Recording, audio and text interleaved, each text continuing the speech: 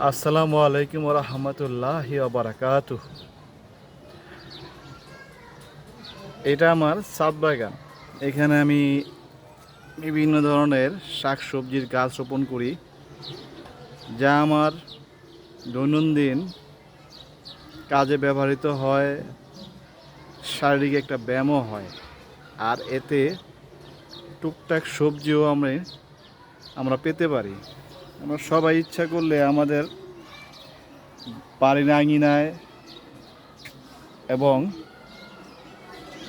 আপনার ছাদের উপর তারপর বারান্দায় আমরা টুকটাক সবজি চাষ করতে পারি,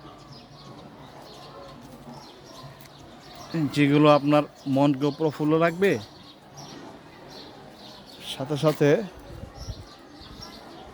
আপনার পরিবেশটা খুব সুন্দর লাগবে, ভালো লাগবে,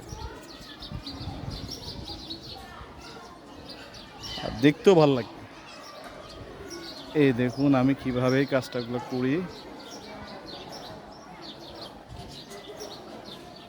আশা করি সবাই কাজগুলো করবেন। আজকে এ পর্যন্তই। আসসালামু আলাইকুম।